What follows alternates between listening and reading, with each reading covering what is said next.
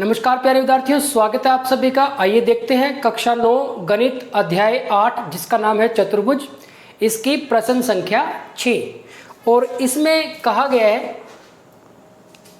कि समांतर चतुर्भुज ABCD का विकर्ण AC कोण A को समद्विभाजित करता है।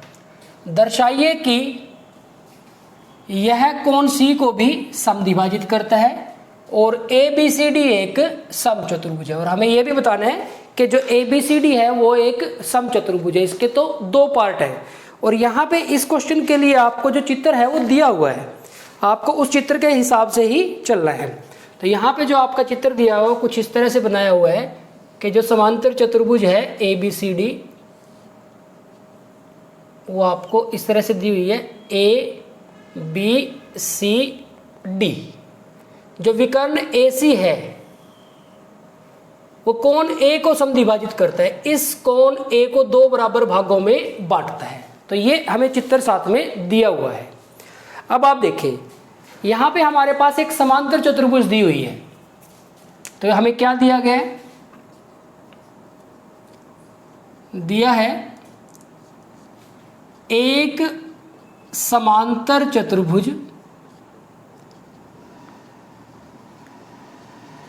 ABCD जिसमें क्या है कि विकर्ण AC कोण A को समद्विभाजित करता है। तो ये हमें दिया गया है। अब आप देखो इस जो हमें जानकारी दी गई है इसके बेस पे हम क्या कह सकते हैं। पहली तो बात कि ये एक समांतर चतुर्भुज है, यानी कि जो AB भुजा है वो AB भुजा DC या CD के बराबर होगी। तो हम लिख सकते हैं तो AB बराबर है DC। एक तो हमारे पास ये है। दूसरी बात जो समांतर चतुर्भुज की सम्मुख भुजाएं बराबर होती हैं, तो जो AD है AD BC के बराबर है, ये भी हमें दिया हुआ है। और इसके साथ साथ जो AC विकर्ण है कोण A इस पूरे कोण को समद्विभाजित करता है, यानी कि दो बराबर भागों में बांटता है। तो इसको अगर हम कोण 1 मान लें, इधर वाले को हम कोण 1 मान लें और इसको कोण 2 मान लें, तो हमारे पास ये भी बताया गया है कि कोण 1 और कोण 2 बराबर है, क्योंकि AC इसको बराबर भागों में बांटता है। अब हमें सिद्ध क्या करना है? हमें दिखाना है कि यह कोण C को भी समद्विभाजित करता है। कोण C को भी समद्विभाजित, यानी कि जो AC है कोण C को भी समद्विभाजित करता है। अब कोण C में देखें आप, ये पूरा कोण C है, इसको दो बराबर भागों में बांटता है। तो हम इसको अगर 3 मान लें और इसको 4 मान लें, तो हमें पहले भाग को सिद्ध करने के लिए क्या करना पड़ेगा? कोण 3 और कोण 4 को बराबर दिखाना पड़ेगा। हमें क्या करना पड़ेगा? 3 और 4 को बराबर दिखाना पड़ेगा। एक बात। दूसरी बात, हमें दिखाना है कि ABCD एक समचतुर्भुज है। समांतर चतुर्भुज की सम्मुख भुजाएं बराबर होती है और समचतुर्भुज की सारी भुजाएं बराबर होती है।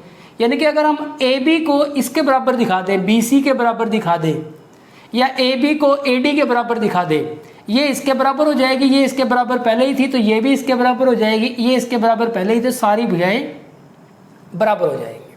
तो ये क्या हो जाएगी? समचतुर्भुज हो जाएगी। तो ये दो काम हमें इसमें करने हैं। अब देखो इसके लिए क्या करेंगे हम। अब आप देखें कि क्योंकि ABCD एक समांतर चतुर्भुज है,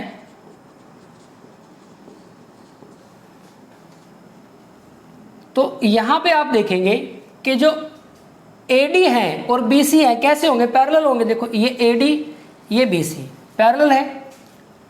यहाँ पे हम बना लेते हैं, देखो अलग से बनाते हैं क्योंकि इसमें फिर आपको कन्फ्यूजन रहेगा। हम यहाँ पे इस तरह कर लेते हैं कि ABCD इसको फिलहाल हटा देते हैं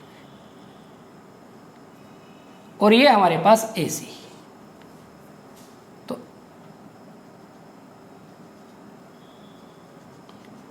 अब आप इसको देखें कि ये दो समांतर रेखाएं हैं और ये हमारे पास कैसी रेखा है, तिर्यक रेखा है। और इसी तरह से ये दोनों समांतर रेखाएं हैं, ये और ये भी तिर्यक रेखा है। तो आपको देखना है कि कौन सा सेट लेना है, किससे आपका काम चलेगा। अब यहां से देखो, ये दोनों समांतर रेखाएं हम लेते हैं तो ये कोण इसके बराबर होगा, एकांतर कोण, और ये वाला कोण जो है वो इसके बराबर होगा। तो ये आपने ध्यान रखना है। तो अब हम लिखेंगे कि क्योंकि ABCD एक समांतर चतुर्भुज है तो हमें ये आइडिया होगा कि भाई ये दोनों लेनी है हमें समांतर। तो हम इसको थोड़ा आगे बढ़ा देते हैं ताकि आपको क्लियर हो जाए सिचुएशन थोड़ी सी, और इसको भी हम आगे बढ़ा देते हैं। अब देखो ये AB और DC समांतर है और ये हमारी तिर्यक रेखा हो जाएगी AC। तो कुछ ऐसी सिचुएशन आ जाएगी हमारे पास ये स्थिति आ जाएगी, ये समांतर रेखा है, ये तिर्यक रेखा, तो ये वाला कोण इसके बराबर होगा, एकांतर अंतः कोण या सिंपल एकांतर कोण कह देते हैं, और ये वाला कोण इसके बराबर होगा। तो यहाँ पे हमारे पास क्योंकि ABCD एक समांतर चतुर्भुज है, हम लिख सकते हैं कि इसलिए जो AB समांतर है DC के और AC तिर्यक रेखा है, अतः कोण 1 कोण 4 के बराबर होगा। कोण 1 बराबर है कोण 4, एकांतर कोण। इसी प्रकार कोण 2 कोण 3 के बराबर होगा। कोण 2 बराबर है कोण 3, ये भी एकांतर कोण। और हमें क्या सिद्ध करना है? हमें सिद्ध करना है कि जो AC है कोण C को समद्विभाजित करता है, यानी कि हमें दिखाना है कि कोण 3 और कोण 4 बराबर है। तो कोण 3 और कोण 4 को बराबर दिखाना है हमें। अब आप देखें, कोण 1 कोण 4 के बराबर है और कोण 2 कोण 3 के बराबर है, दिखाना है 3 और 4 को बराबर। अब आप देखो, जब कोण 1 और कोण 2 आपस में बराबर हैं, ये जो दोनों बराबर हैं तो ये भी तो दोनों बराबर होंगे। हम इसको समीकरण 4 मान लेते हैं और इसको समीकरण 5 मान लेते हैं। तो समीकरण 4 और 5 से जब कोण 1 और कोण 2 बराबर है, यहां से क्योंकि कोण 1 बराबर है कोण 2,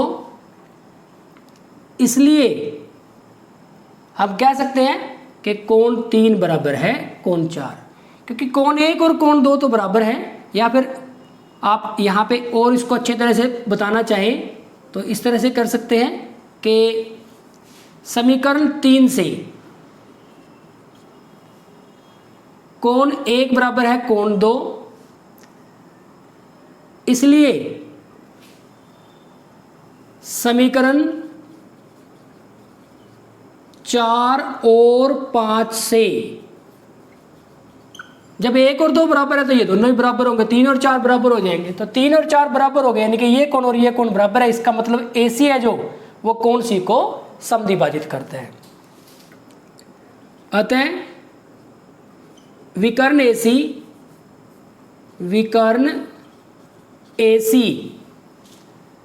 कोण C को समद्विभाजित करता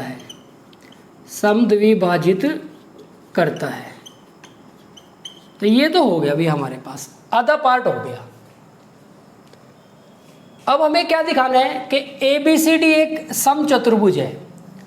समचतुर्भुज के लिए हमें ये तो पता है कि ये भुजा इसके बराबर है और ये इसके बराबर है, तो हम कोई भी संलग्न भुजा को बराबर दिखा दे तो ये समचतुर्भुज हो जाएगी। तो प्यारे बच्चों, इसके लिए हम कोई भी इनमें से एक त्रिभुज, जो आपको ये दोनों नजर आ रही है, एक ले लेते हैं। चलो हम ये वाली ले लेते हैं, हम ये त्रिभुज ले लेते हैं। इस वाली त्रिभुज के बारे में बात करें, क्या कोण 2 और कोण 4 आपस में बराबर है? त्रिभुज ACD में कोण 2 बराबर है कोण 4, ये देखना है हमें कि कोण 2 और कोण 4 के बराबर है कि नहीं। अब देखो ये कैसे हुआ, समीकरण 4 से, समीकरण 4 क्या कहता है, कोण 1 और कोण 4 बराबर है, कोण 1 और कोण 4 बराबर है। और समीकरण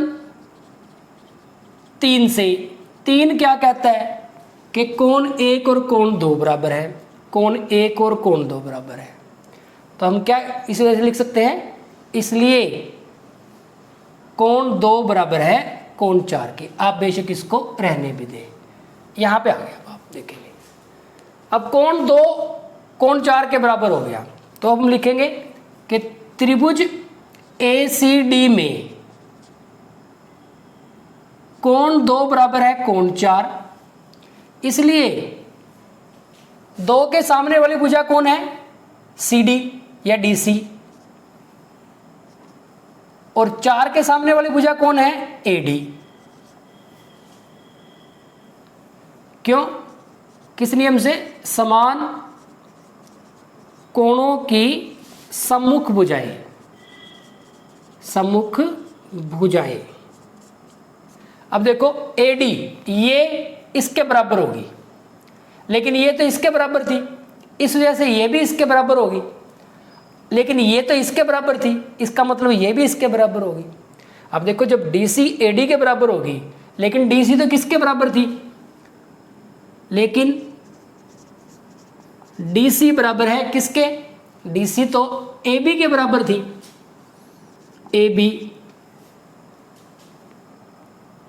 DC AB के बराबर थी, और हमने DC किसके बराबर दिखा दी, AD के बराबर, और AD किसके बराबर थी, BC के, और AB किसके बराबर, BC के। ये तो हमें दिया है क्योंकि समांतर चतुर्भुज है, इसका मतलब ये सारी भुजाएं बराबर होगी। अतः AB, BC, DC और AD ये सारी बराबर होगी। तो इस प्रकार हम कह सकते हैं कि ABCD एक समचतुर्भुज है, समचतुर्भुज है। समांतर चतुर्भुज में क्या होता है, सम्मुख भुजाएं बराबर होती है, समचतुर्भुज में सारी भुजाएं बराबर होती है। तो हमें क्या दिखाना था, सारी भुजाएं बराबर दिखाना था। आधा काम तो हमारा हो ही रहा था, ये इसके बराबर, ये इसके बराबर। तो इनमें से कोई भी संलग्न भुजा को हम बराबर दिखा दे, इसको इसके बराबर दिखा दे, या इसको इसके, या इसको इसके, या इसको इसके, तो हमारा काम हो जाएगा। तो प्यारे बच्चों आपको थोड़ा सा ध्यान से सोचना है, क्वेश्चन बिल्कुल सिंपल है, काफ़ी इंटरेस्टिंग क्वेश्चन है, लेकिन अगर आपके कॉन्सेप्ट क्लियर हैं और थोड़ा सा कंसंट्रेशन के साथ आप इन क्वेश्चंस को करोगे तो बड़ी आसानी से आप इन क्वेश्चन को सॉल्व कर पाओगे। तो प्यारे बच्चों ये हो गया हमारे पास क्वेश्चन नंबर 6। लगातार प्रैक्टिस करते रहिए, क्योंकि जितनी ज़्यादा आप प्रैक्टिस करोगे उतना ही गणित विषय में आप परफेक्ट होंगे, आपकी गणित विषय में उतनी ही ज़्यादा रुचि बढ़ेगी। Thank you very much.